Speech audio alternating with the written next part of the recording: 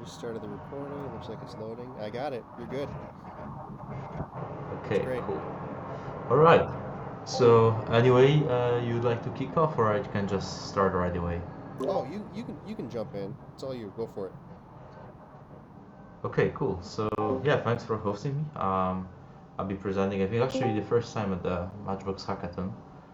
So my presentation, aka workshop, it's more of a presentation.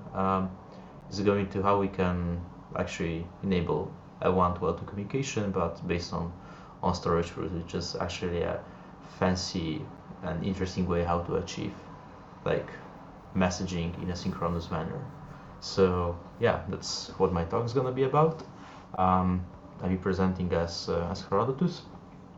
So maybe I will tell what is the reasoning why like we build what we build.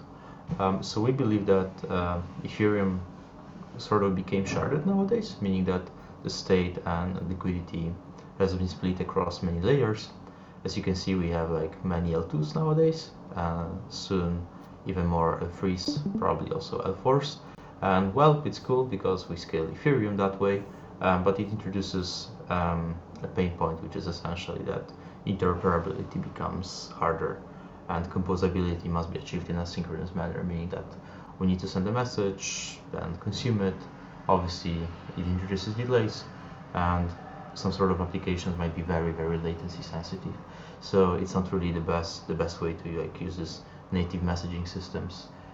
So for that reason, we came up with this concept of let's reuse the most native things that blockchains have, which is this cryptographic commitment of its state. But I'll get back to I'll get to it. Cool. So this is what we are aiming to achieve.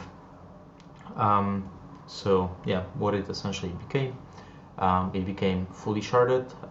Maybe just a quick recap what Ethereum is really made of and what we're sort of leveraging in this case. So for us, it's made of consensus, the transition function, data availability, and obviously network liveness. So in our case, what is most important is data availability and consensus for what we're gonna discuss today, because there is no really a way how we can verify fully the state transition. And also, well, on L2s in most of its current designs, we cannot enforce liveness. So it's a completely different topic. So we'll just focus on data availability and consensus. All right. So what we achieve by scaling Ethereum, let's say, in this approach, and why we actually need to send messages. So first of all, nothing is synchronous anymore, meaning that a smart contract deployed like on this domain cannot just go and read and interact with a contract on a different domain because everything is asynchronous right now. Like it's on two completely different domains. So we need to switch our thinking in a way. Um, Obviously, there are many moving components because whenever we do this cross-layer, cross-domain interactions, there are different finality assumptions. So there is a lot of things to account for when building these systems, and obviously the architecture of this natively cross-domain, cross-layer applications becomes very complicated, and that leads to a non-homogeneous state of such an application because it might be living on two different layers or more different layers, and yeah, so that's it. Okay, so what are the obvious solutions? How we can fix that and achieve this interoperability? Well, we can use L2 to L1 messages and vice versa. But again, as I mentioned, the downside of it is this asynchronous nature of those, meaning that we need to send them and consume it, so it involves two on-chain interactions, not only one. So it's costly, it introduces delays, and it's not the best solution we can have. Another thing is oracles, where it's sort of asynchronous because we initialize consuming the data off-chain, but then we consume it on-chain, so it's like one on-chain interaction. It really depends on the type of oracle. But again, we rely on a completely different trust network in such case. So there is a huge security compromising in that specific case. Another solution is to implement like a bridging system specifically for the application by introducing, let's say, a state Merkle tree or a Merkle tree for a specific type of data we want to bridge over. But again, this requires essentially engineering teams to like think of it properly and redesign it every single time. So again, it's pretty time consuming to implement it, and obviously it's not always the best way to achieve that. Cool. So stateful blockchains. As I said, we leverage the fact that all blockchains are like stateful. These are account based. So an example of those are primarily Structnet. This is going to be our focus today. Gnosis Chain, Polygon, Optimism, Arbitrum, Solana. What do they have in common? So, like I said, these are account-based blockchains. What do they have in common is the fact that the state is cryptographically committed, and it's committed in multiple different manners, like using Merkle trees, Merkle Patricia trees, or maybe soon Merkle trees. And why is it cool? Because it means that every single account contains some state, because an account can be also a smart contract, and all these accounts are committed in the state root for a specific block. So it means that we can actually, using cryptographic proofs, prove whatever the state of that network is or was. And that's what we are going to leverage to enable synchronous L1-L2 communication. So I mentioned quickly these state commitments. So like I said, we have Merkle trees, Merkle Patricia trees, and Merkle trees. Maybe a quick overview of those. So Merkle trees are like the most simple one. The trade-offs between using Merkle trees and Merkle Patricia trees, essentially Merkle trees are like more expensive in terms of computation to verify these proofs. However, the proofs are like not that big. However, in Merkle Patricia trees we trade off the proof size for the cost of its verification, meaning that it's cheaper to verify such proof. However, the proof itself is much bigger. Whereas in case of Merkle trees, we need to use some sort of KZG commitments, and I'll just skip that part to keep it simple. So again, to recap, Merkle trees are cool, but it costs a lot of computation and less cold data. With Merkle Patricia trees, it costs less computation but more cold data. And why I'm even mentioning it, I believe it's pretty important, especially if we're discussing like L1s and L2s, and as you know, on some L2s, cold data is the most expensive thing. On others, is like almost cheap, almost free, like on Structnet. In some cases, you can optimize for computation, like let's say on an L1, especially when it comes to verifying the state of a completely different domain with a completely different storage layout. I'll get to this part later, or I can answer in the questions later on. Okay, so to keep it short, this is about cryptographic state commitments, and let's move on. So I mentioned the state commitments, this cryptographic state commitment, but it's not really true that we can prove only state using those. We can prove multiple things, like first of all transactions, state obviously, and receipts. We can also prove uncle blocks, and if we can prove an uncle block, we can prove the state of an uncle block, we can prove all the transactions included in an uncle block, receipts, and so on and so on. So essentially, by leveraging the fact that everything is committed in a cryptographic manner on a blockchain, we can essentially access whatever ever existed on that chain, a part of like internal transactions and so on, because this is like not committed in any way. It's something that lives purely off chain. Cool. So now we're getting to the part of zero knowledge, and why is it important? So let me move back to this slide where I was explaining Merkle trees and Merkle Patricia trees. So let me remind you that Merkle Patricia trees come with a trade-off, which is a lot of cold data, whereas Merkle trees are just more expensive to verify in terms of computation. I'm not gonna talk in terms of steps and gas, because like this is sort of homogeneous, like there is no really differentiation between those from the EVM perspective. But yeah, to recap. Merkle Patricia trees are big and cheaper to verify in terms of computation. That requires less hashing. In case of Merkle trees, like we can hash pretty a lot, but the proof itself is just smaller. And how can we leverage ZKPs for it? So first of all, snarks are succinct, meaning that we can essentially compress the input, and the input can be the proof itself, and what we care about is the integrity and computation. And this is exactly the place where we can use snarks and starks.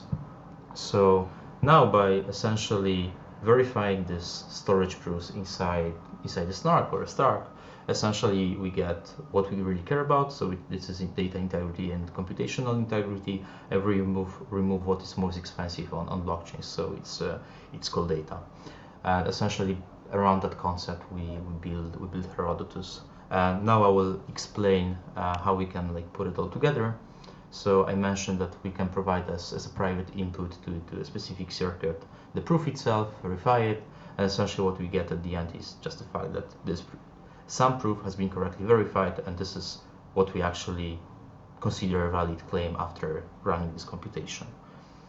All right, cool. So now I will, as we are focused on StarkNet, I will cover how we can reuse this on StarkNet. So first of all, StarkNet is not really able to read the state of L1 because it's a completely separate blockchain with a separate VM. The StarkNet node does not have access to the data natively, so it cannot be injected into the runtime. So obviously this is a bit problematic when it comes to interoperability. There is a way like sending messages, but as you came to a conclusion before, it's not ideal. But what we can do, we can again leverage the fact that everything is cryptographically committed. So by sending the block hash of an Ethereum block, we can essentially access any property from that block. Quick reminder, an Ethereum block hash is essentially the catch-up of its header, of its serialized header, serialized in RLP. And now a few words on what actually we have inside the header. Obviously this is not ideally up to date, as it does not cover EIP on 559 and the header of the beacon chain. So first of all, we have the parent hash, which is crucial. I will get to this part later. We have Omer's hash, which is like a hash of all the uncle blocks for the specific block. We have state root, we have transactions root and receipts root. We might also care about timestamp, specifically on StarkNet. We care about the block number, obviously, and another parameter we might potentially care is the gas used and the beneficiary. And the beneficiary is essentially the miner, either the validator that produced the block. Okay, so we can send a simple block hash and recreate its header, but what can we really do with that? So first of all, we can access any state that was included during this block and was existing on Ethereum during this block. So for example, if the block number is, let's say, X, with the state root of X, I can prove that that was my DAI balance on Ethereum L1, or for example, Polygon Optimism, whatever. The storage design is pretty much the same. Alright, cool, but how can I really go beyond that? And here we can reuse the parent hash, because as the parent hash is essentially the same block hash but of the previous header, by providing such a header in the call data and serializing it, hashing it on-chain, and making sure that the hash we computed is equal to the hash that we submitted before and recreated before, we essentially can go backwards. So that means that by sending one asynchronous message that contains the block hash X, we can essentially go from X till Genesis, which is pretty cool, because that requires only computation. As we know, computation becomes very, very cheap relatively cheap by using snarks or starks. And we remove this call data aspect, which is the most annoying one and inconvenient. Cool. So this is how we actually recreate headers. And again, to recreate headers, we need the entire header, but again, we provide in the call data, so it's not really that bad. And finally, we can access the state root, the transactions root, the receipts root, so prove something that we really care about. Cool. So now I'm gonna explain how actually you can build applications on StarkNet that have access to the state of if. So this is a high-level diagram. Please let me know if you can see that or it's too small. In case it's too small, chunk it in two smaller parts. So Yeah, by the way, it's like almost the same. It's only that like one part is describes what's happening on L1 and one part explains what's happening on L2. So please let me know in the chat if it's good. I would prefer to like explain it on one picture. If not, I will just explain it on two separate ones. Okay, I assume it's better if I like make it a bit bigger. Alright, cool. So as I mentioned, we started with sending a message, and this message is essentially the parent hash of some block. It can be like the parent hash of the latest block or some specific block.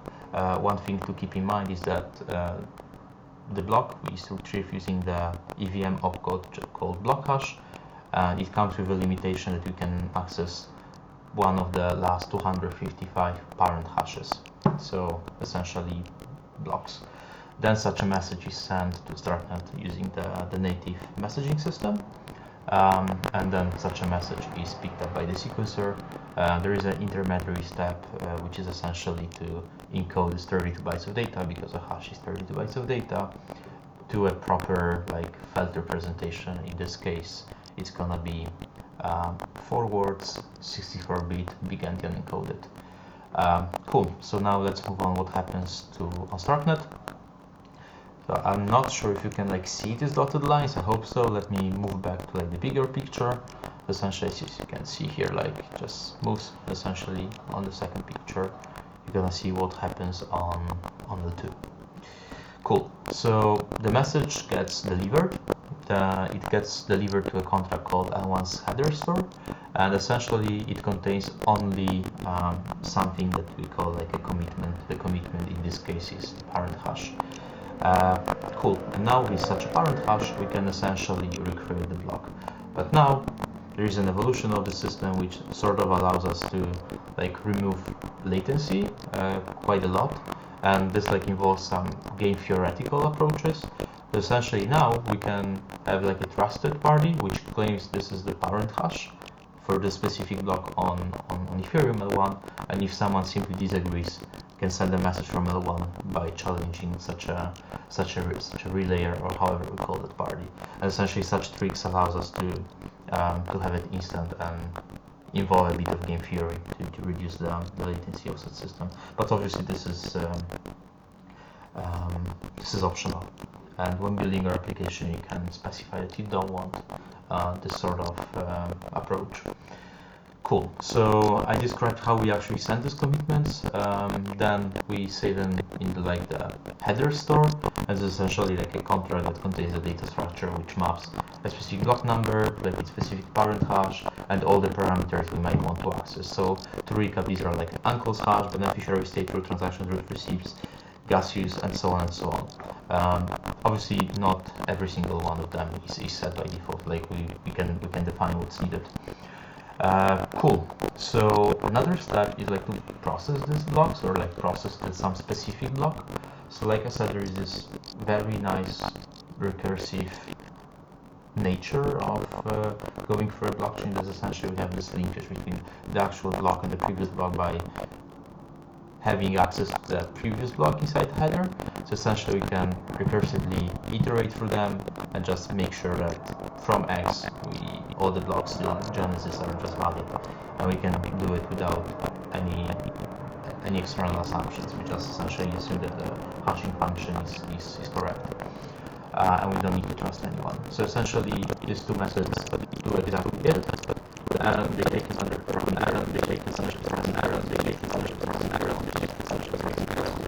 So this is how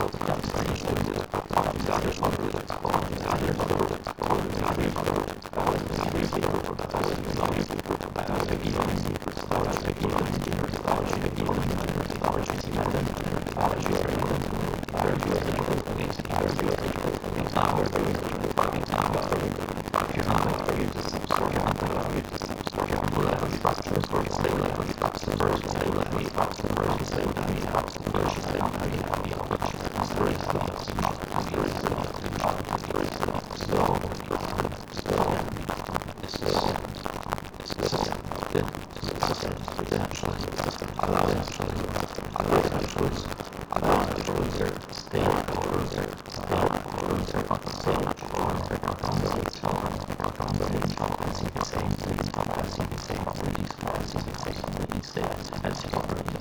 balances on states, balances matches, and balances both of these matches, which we cool. So I briefly explained like I said, the state is actually the root of the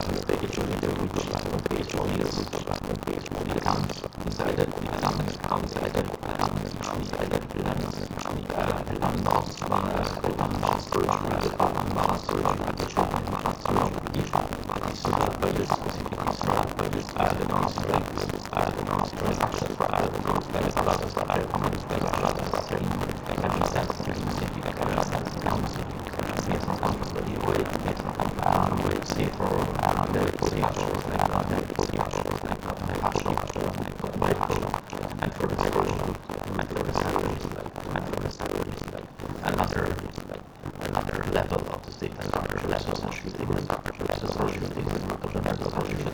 which contains the amount contains from the storage key. So that's it.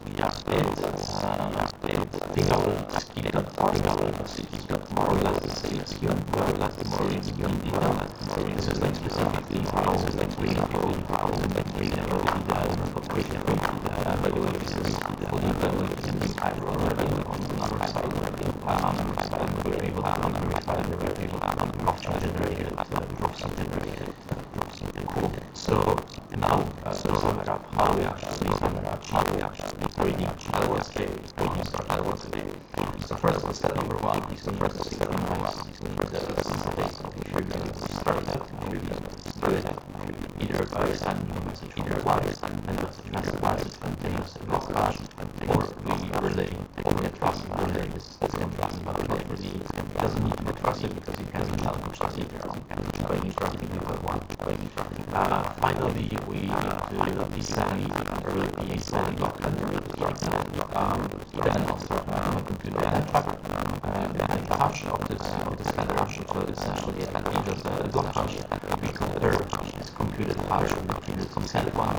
The hash is not means that we need a block header. From this block header, a specific parameter like state, because this is state we care about in 99% of cases.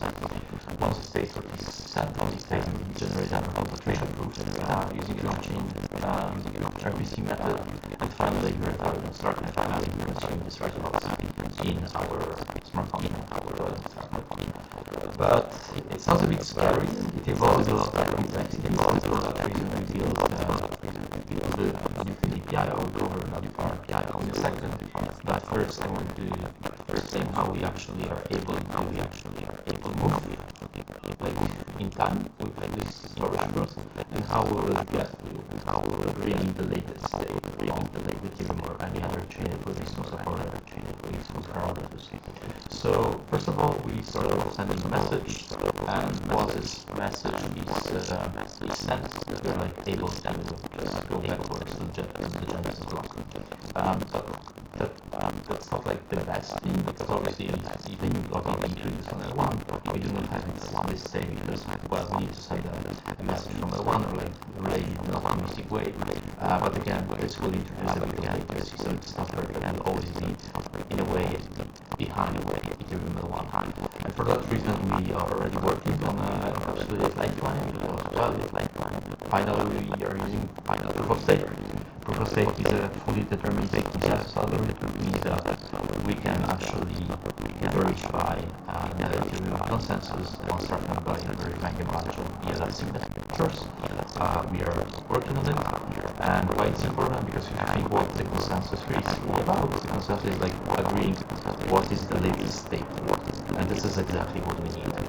So that way we'll be essentially able to access whatever is on the one without even interacting with, which is a pretty big deal. Cool. This is pretty complicated and messy, and well, this primitive is just complicated, and there is no other way to deal with it. And for that reason, we build APIs. So essentially, as a developer, you're able to make a call to our API, say what is your intent. For example, hey, I want to prove that I have this amount of dye 2 months ago. You then specify a webhook in the call. Once the work is done on our side, we will receive a webhook, and essentially your smart contract will be able to interact with the facts registry, which was explained before. So I encourage you to go and check our APIs. You can use them. Everything is described in the docs. The contracts are open source. The interface is as well. And yeah, I think that's pretty much it. And I'll be happy to answer any questions.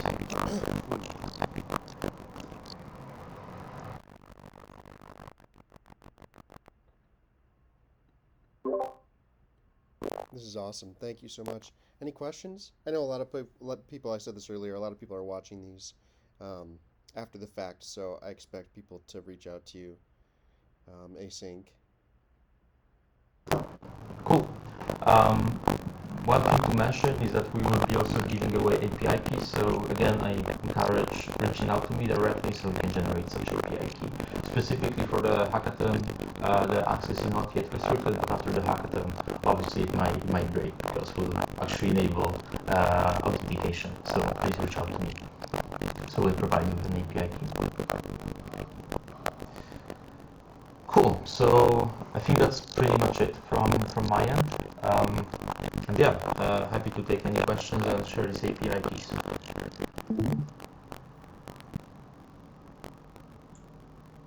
Cool. Thanks so much.